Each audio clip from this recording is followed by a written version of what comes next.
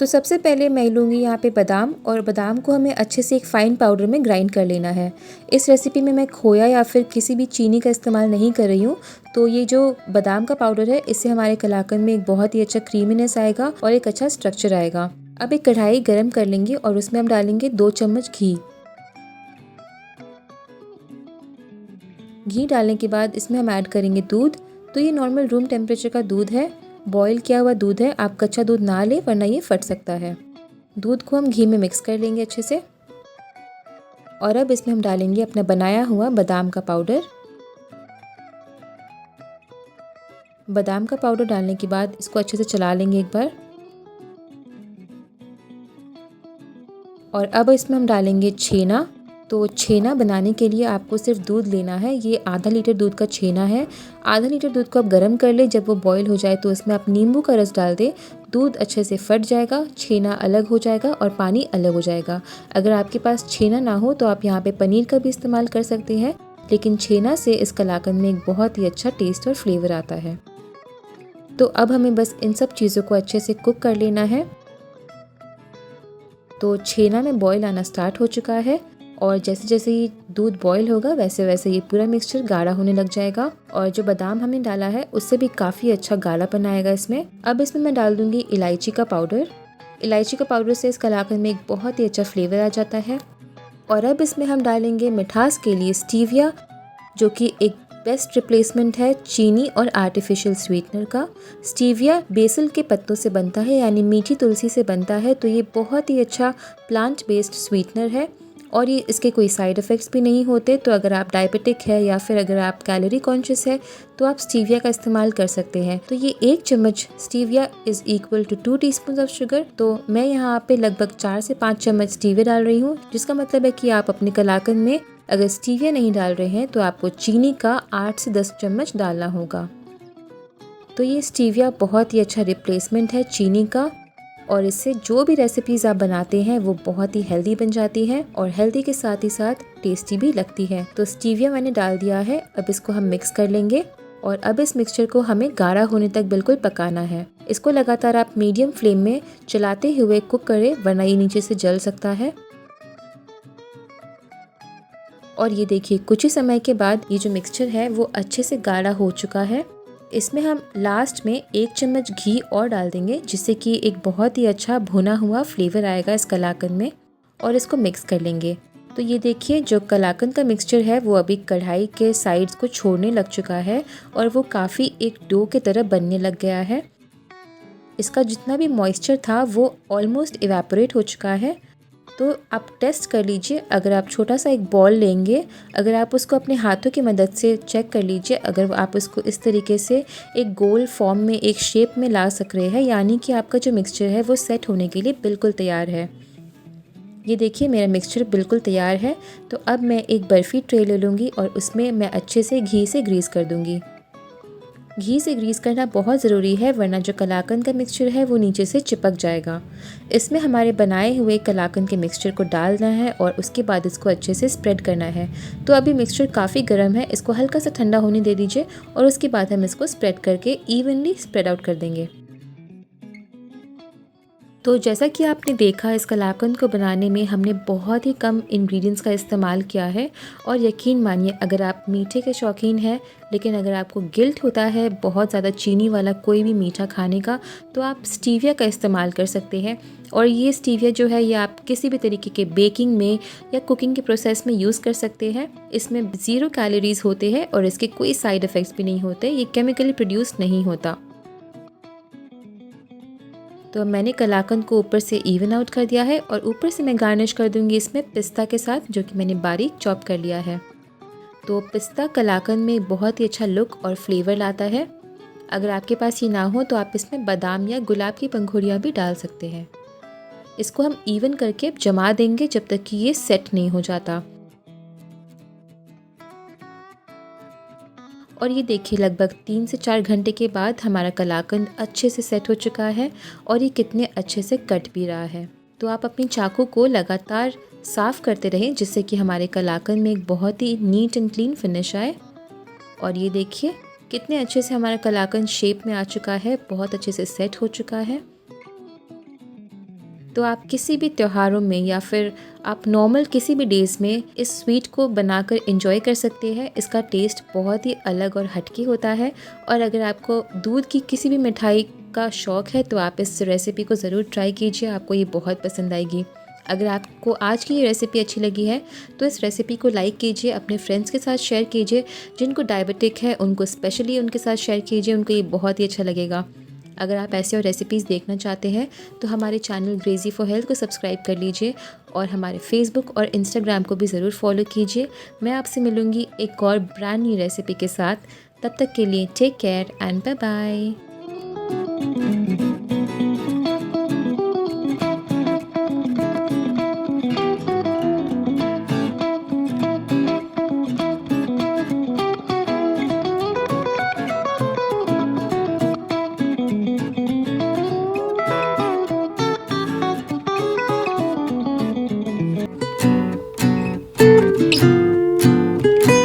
सबसे पहले हम एक पैन गरम करके उसमें 2 चम्मच घी डाल देंगे। इस बर्फ़ी में ज़्यादा घी का इस्तेमाल भी नहीं होता है और ये बहुत ही हेल्दी बनती है। अब यहाँ पे मैंने ले लिया है मूंग की दाल, जिसको येलो स्लिट मूंग दाल कहा जाता है। और दाल को मैंने अच्छे से पोंछ लिया था। इसको धोना नहीं है, सिर्फ पोंछना है ताकि जितना भी डस्ट हो वो निकल जाए। और दाल को अब हम लगभग 10 से 15 मिनट के लिए लो टू मीडियम फ्लेम में भून लेंगे जब तक कि वो इस तरीके से पिंकिश कलर का नहीं हो जाता, बिल्कुल हल्का सा ब्राउनिश हल्का पिंक जैसा नहीं हो जाता। दाल अच्छे से भून चुकी है, इसको हम साइड करके ठंडा होने देंगे और फिर इसको मिक्सी में डाल के हम पीस लेंगे। तो दाल ठंडा हो चुका है, अब इसको हमें पीसना है। तो दाल को ज़्यादा फाइन पाउडर नहीं बनाना है, इसको इस तरीके से हल्का सा कोर्स रखेंगे। ये देखिए हल्का सा इसको दरदरा सा रखेंगे, ज़्यादा फाइन नहीं करेंगे। दाल हमारा बन के रेडी है। अब इसको हम एक पैन में वापस से डाल देंगे और अब इसमें हम ऐड करेंगे मिल्क पाउडर। तो मिल्क पाउडर इसलिए ऐड कर रहे हैं क्योंकि इससे जो बर्फ़ी का टेस्ट है वो बहुत ही अच्छा आता है। साथ ही साथ इसमें मैं ऐड करूँगी गुड़ का पाउडर। आप यहाँ पे चीनी को पीस कर भी यूज़ कर सकते हैं अगर आपको गुड़ नहीं पसंद है तो। और इसमें हम डालेंगे इलायची का पाउडर और इन सब चीज़ों को बहुत अच्छे से एक बार मिक्स कर लेंगे। तो ये देखिए हमारा मिक्सचर रेडी है। अब इस मिक्सचर को हम अच्छे से कुक करेंगे। तो यहाँ पे मैंने दूध लिया है और एक हाथ से आप दूध डालें, एक हाथ से इस मिक्सचर को चलाते रहें जिससे कि गुठलियाँ ना पड़ जाए। फ्लेम को मैंने ऑन कर लिया है, बिल्कुल मीडियम फ्लेम में रखेंगे अभी और इसमें दूध डालते रहेंगे जब तक कि ये सारा मिक्सचर दूध में अब्जॉर्ब नहीं हो जाता। तो लगभग यहाँ पे मैंने 200 ml दूध का इस्तेमाल किया है और अब इसको लगातार चलाते रहेंगे जब तक कि जो बर्फ़ी का मिक्सचर है वो बिल्कुल अच्छे से गाढ़ा नहीं हो जाता। और ये देखिए कुछ ही मिनटों के बाद ये जो मिक्सचर है वो इस तरीके से एक डो की तरह लगने लग जाएगा और ये पैन के साइड्स को भी छोड़ देगा। आप अपने हाथ से टेस्ट भी कर सकते हैं, एक छोटा सा पोर्शन ले लें और अगर आप इस तरीके से इसको बॉल बना पा रहे हैं यानी कि मिक्सचर बर्फ़ी सेट होने के लिए बिल्कुल रेडी है। अब एक ट्रे ले लेंगे, उसके ऊपर हम बटर पेपर लगा देंगे और उसको अच्छे से घी से ग्रीस कर देंगे। अगर आपके पास बटर पेपर ना हो तो आप सिर्फ घी से ग्रीस करके भी इस बर्फ़ी को डाल सकते हैं। अब इसके टॉप को हम अच्छे से लेवल कर देंगे और अगर आपको लगे कि जो आपका बर्फ़ी का मिक्सचर है वो हल्का सा स्टिकी है तो आप हल्का सा हाथ में घी से ग्रीस कर सकते हैं अपने हाथ को और स्पैचुला को भी, और उसके बाद आप इसको लेवल कर सकते हैं। तो इस तरीके से इसको अच्छे से हम दबा दबा कर बिल्कुल सेट करने के लिए रख देंगे। और ये देखिए मैंने इसके टॉप को अच्छा से स्मूथ कर दिया है और इस बर्फ़ी को अब हम लगभग 1 घंटे तक फ्रिज में रख के सेट होने देंगे। तो 1 घंटे के बाद जो बर्फ़ी है वो बहुत ही अच्छे से सेट हो चुकी है। इसको अब हम बहुत ही केयरफुली निकाल लेंगे और ये देखिए कि जो बर्फ़ी है बहुत ही अच्छे से सेट हो चुकी है। इसको मैंने एक चॉपिंग बोर्ड में निकाल लिया है और यहाँ पे मेरे पास है सिल्वर फॉइल, चांदी का वर्क, जिसको मैं ऊपर से डेकोरेट करने के लिए लगा रही हूँ।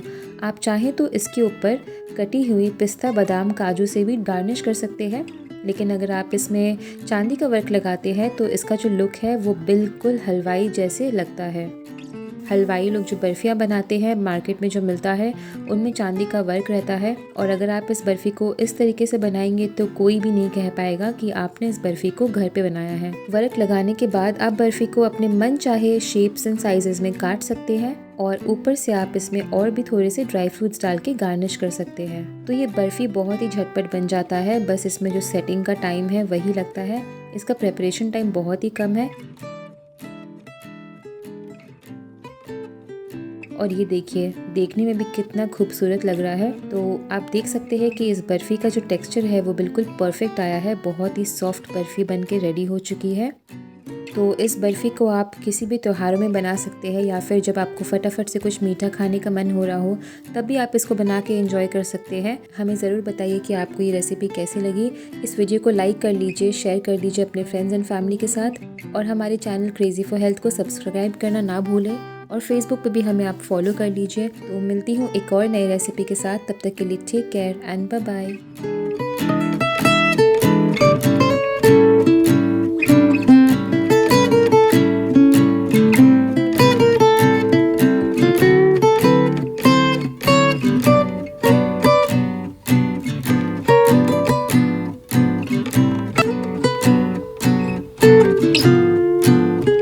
तो सबसे पहले हम 1 लीटर दूध ले लेंगे एक कढ़ाई में, और इसको हम गर्म कर लेंगे। तो मैंने यहाँ पे आज गाय का दूध इस्तेमाल किया है। दूध को अभी हमें गाढ़ा करना है जब तक कि वो आधा नहीं हो जाता रिड्यूस होके।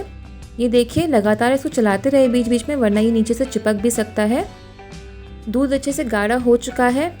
अब इसमें मैं डालूंगी छेना, जो कि दूध को फाड़ के बनाया जाता है। तो ये लगभग आधा लीटर दूध का छेना हमने डाला है इसमें।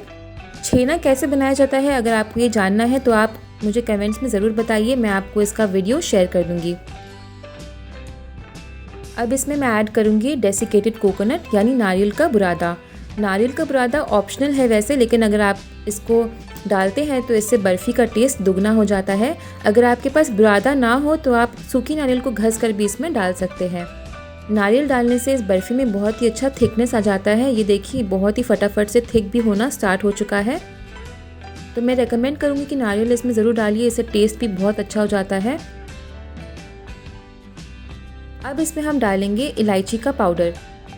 तो मैंने नॉर्मली इलायची को पीस लिया था मिक्सी में और इसमें ऐड कर दिया है। इसको भी अब अच्छे से हम मिक्स कर लेंगे। मिठास के लिए मैं ऐड कर रही हूँ गुड़ का पाउडर। तो मैंने गुड़ लिया है, उसको अच्छे से मिक्सी में पीस लिया था, जिससे कि गुड़ को मेल्ट होने में आसानी होगी। तो इस रेसिपी में आप गुड़ की जगह चीनी भी डाल सकते हैं, लेकिन क्योंकि गुड़ हेल्दी होता है और काफ़ी अच्छा टेस्ट आता है गुड़ का इस रेसिपी में, क्योंकि हमने नारियल का यूज़ किया है और नारियल और गुड़ दोनों ही बहुत अच्छे कॉम्बिनेशन होते हैं। गुड़ डालने के बाद इसे हमें तब तक कुक करना है जब तक कि ये मिक्सचर अच्छे से बिल्कुल सॉलिड नहीं हो जाता और इस तरीके से गाढ़ा सा नहीं हो जाता। अब लास्ट में इसमें हम डालेंगे बिल्कुल ज़रा सा घी। घी डालने से जो मिक्सचर है वो एक साथ आ जाएगा और जितना भी पानी है वो सूखने में आसानी होगी। तो इस रेसिपी में जैसा कि आपने देखा, बहुत ही हल्का सा घी मैंने यूज़ किया है। तो ये मिक्सचर अच्छे से ड्राई होना स्टार्ट हो चुका है। इसको ज़्यादा ड्राई नहीं करना है और ज़्यादा गीला भी नहीं छोड़ना है। अगर आप ज़्यादा गीला छोड़ देंगे तो ये सेट नहीं होगा, अगर आप ज़्यादा गाढ़ा कर देंगे तो ये बिल्कुल अच्छा नहीं बनेगा, बिल्कुल सॉफ्ट नहीं रहेगा। तो ये देखिए, आप अपने हाथों की मदद से चेक भी कर सकते हैं। ये देखिए, अगर ये एक साथ इस तरीके से आ रहा है, यानी कि हमारा मिक्सचर बिल्कुल रेडी है सेट होने के लिए। और इस वक्त आप देख सकते हैं कि कढ़ाई के साइड्स को भी छोड़ने लग चुका है, जिसका मतलब है कि मिक्सचर बिल्कुल रेडी है। फ्लेम को ऑफ कर देंगे और एक बर्फ़ी ट्रे ग्रीस कर लेंगे। आप यहाँ पे कोई भी टिफ़िन और या कोई भी प्लेट ले सकते हैं जिसमें आप बर्फ़ी को सेट करना चाहते हैं। उसको घी से अच्छे से ग्रीस कर लीजिए ताकि वो नीचे से चिपक ना जाए। और अब इसमें बनाए हुए बर्फ़ी को मिक्सचर हम ऐड कर देंगे। तो आप बर्फ़ी का टेक्सचर देख लें, बहुत इंपॉर्टेंट है ये कि ये ज़्यादा गाढ़ा भी नहीं होना चाहिए, ज़्यादा पतला भी नहीं होना चाहिए। बिल्कुल इस तरीके से ये सेमी सॉलिड जैसा लगना चाहिए। अगर आप ऐसे इस बर्फ़ी को बनाएंगे तो ये बहुत ही सॉफ्ट माउथ मेल्टिंग बनेगी। हम बर्फ़ी को अच्छे से ऊपर से दबा देंगे और प्रेस कर देंगे जिससे कि वो बिल्कुल इवन हो जाए। और इसको अब हम 1 घंटे के लिए फ्रिज में रख देंगे। तो 1 घंटे के बाद हमारा बर्फ़ी बहुत अच्छे से सेट हो चुका है। और अब इसके ऊपर मैं डेकोरेशन के लिए चांदी का वर्क लगाऊंगी, क्योंकि हम इसको आज मार्केट वाला लुक देने वाले हैं, तो इसमें मैं चांदी का वर्क लगा रही हूँ। लेकिन अगर आपके पास ये ना हो तो आप इसको बिल्कुल ऐसे ही खा सकते हैं, या फिर ऊपर से आप ड्राई फ्रूट से भी गार्निश कर सकते हैं। तो चांदी का वर्क लगाने से इस बर्फ़ी में बहुत ही अच्छा लुक आ जाता है और कोई नहीं कह पाएगा देख के कि आपने इस बर्फ़ी को घर पे बनाया है। ये बिल्कुल मार्केट में मिलने वाली बर्फ़ी की तरह लगता है। तो अब हम इस बर्फ़ी को अपने मन चाहे शेप्स एंड साइजेस में काट देंगे। मैं आज इसको नॉर्मल स्क्वायर शेप में काट रही हूँ और ये देखिए कटने में भी कितना अच्छा लग रहा है, कितना अच्छा दिख रहा है। इसका टेक्सचर जो है बिल्कुल परफेक्ट बना है, ना ही ज़्यादा सॉफ्ट लग रहा है ना ही ज़्यादा टाइट लग रहा है, बिल्कुल परफेक्ट है। तो आप इस रेसिपी के बारे में क्या ख्याल रखते हैं मुझे फीडबैक में ज़रूर शेयर कीजिए। अगर आपको इस रेसिपी में कोई भी परेशानी हो रही है तो आप मुझे कमेंट्स में ज़रूर बता सकते हैं, मैं आपको पूरी हेल्प करूँगी। और आपको ये रेसिपी कैसी लगी मुझे ज़रूर बताइए। अगर आपको ये पसंद आई है तो इसे लाइक कीजिए, कमेंट्स कीजिए और अपने फ्रेंड्स के साथ भी शेयर कीजिए। तो मैं आपको एक बर्फ़ी उठाकर दिखाती हूँ। ये देखिए कितना खूबसूरत दिख रहा है ये। अगर आप इसको तोड़ेंगे तो ये बहुत ही आसानी से टूट जाएगा। बहुत ही सॉफ्ट बनता है, माउथ मेल्टिंग होता है और खाने में बहुत टेस्टी होता है। ना ज़्यादा मीठा होता है ना ही ज़्यादा रिच होता है। तो ज़रूर ट्राई कीजिए, किसी भी ओकेजन में, किसी भी फास्टिंग में आप इस बर्फ़ी को खा सकते हैं, गिल्ट फ्री एंजॉय कर सकते हैं। और मुझे कमेंट करके ज़रूर बताइए कि आपको ये रेसिपी कैसी लगी। अगर आप हमारे चैनल में नए हैं तो सब्सक्राइब कर लीजिए फटाफट हमारे यूट्यूब चैनल को। अगर आप फेसबुक यूज़ करते हैं तो हमें फेसबुक पे भी फॉलो कर लीजिए। मैं आपसे मिलूंगी एक और नई और मज़ेदार रेसिपी लेके। तब तक के लिए bye bye and take care.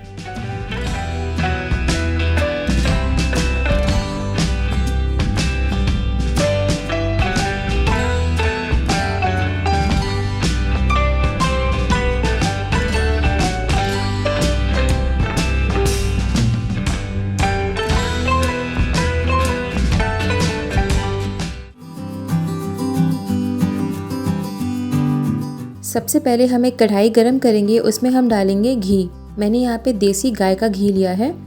घी को पिघला लेंगे और इसमें अब हम डालेंगे सूजी यानी कि रवा। मैंने यहाँ पे फाइन वाली सूजी ली है, आप चाहें तो कोई भी सूजी यूज़ कर सकते हैं जो आपके पास अवेलेबल हो। सूजी को अब हमें लो टू मीडियम फ्लेम में तब तक भूनना है जब तक कि वो बिल्कुल फ्लफ़ी नहीं हो जाता और उसके दाने नहीं फूल जाते। तो ध्यान रहे कि सूजी का कलर हमें चेंज बिल्कुल नहीं करना है। इसको लगभग 4 से 5 मिनट तक हम बिल्कुल लो टू मीडियम फ्लेम में भूनेंगे। और ये देखिए बिल्कुल खिला खिला सा इसका दाना हो चुका है और ये ब्राउन भी नहीं हुआ है। इस स्टेज पे इसमें हम डालेंगे नारियल का बुरादा यानी डेसिकेटेड कोकोनट। तो ये बिल्कुल ऑप्शनल है लेकिन इससे टेस्ट बहुत ही अच्छा आता है। आप चाहें तो सूखी नारियल को घिस कर भी डाल सकते हैं इस स्टेज पे। और इसको अब हम 1 मिनट तक और रोस्ट कर लेंगे। अब मैं लूँगी यहाँ पे कुछ काजू, बादाम और पिस्ता जिसको मैंने कट कर लिया था और उसको भी अच्छे से